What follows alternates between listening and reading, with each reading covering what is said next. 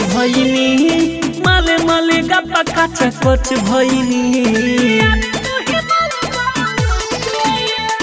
पहिले से ज्यादा हम गच भइनी माले माले गप्पा काचा कोच भइनी के कसम हम कहतानी सच सबके बात तोरा तकारा ले मोड़ा जाचे आ खबर ले लो पले पले के कहे छोटे छोटे नीमुआ हमार आ कदलाया ना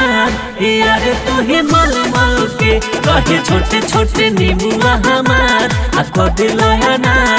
यार तू ही मल मल के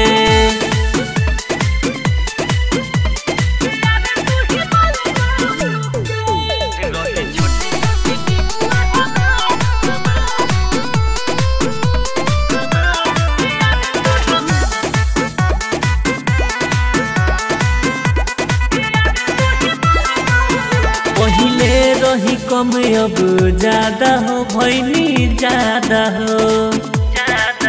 पानी झाड़ के ना बदलो इरादा हो इरादा हो पहिले रही कम अब ज्यादा हो पानी झाड़ के ना बदलो इरादा हो अब इरादा हो नान्हे में कान्हे पौधा दिला तब काहे करे लबे तू की के बात प्यार में ढल ढल के कहे छोटे छोटे नीमुआ हमार आ कदलाया ना यार तू ही मल मल के कहे छोटे छोटे नीमुआ हमार आ कदलाया ना यार तू ही मल मल के mix by IDS recording studio सरिसबा बच्चा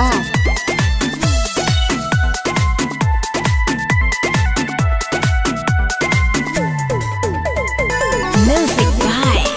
अभिषेक गुप्ता राइटर GRB जान हो सच जान हो हम बानी तोहार बात मान हो बात मान हो दिले आलम यूसुफ जान हो सच जान हो हम बानी तोहार बात मान हो बात मान हो काहे नहीं बुझत ये विशाल भर एक एगो बात के तू भइले बाड़ा रटे हम दुबर भइनी गल गल के कहे छोटे छोटे नीमुआ हमार आ कदलाया ना यार तू ही मल मल के कहे छोटे छोटे नीमुआ हमार आ कदलाया ना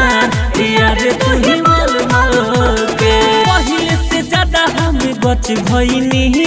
माले माले गप्पा काचा कोच भइनी के कसम हम कहतानी सच सबके बात तोरा तकारा ले मोड़ा जाचे आ खबर ले लो पले पले के कहे छोटे छोटे नीमुआ हमार आ कदलाया ना यार तू ही मल मल के कहे छोटे छोटे नीमुआ हमार आ कदलाया ना यार तू ही मल मल के IDS रिकॉर्डिंग स्टूडियो सरिसबा बच्चा।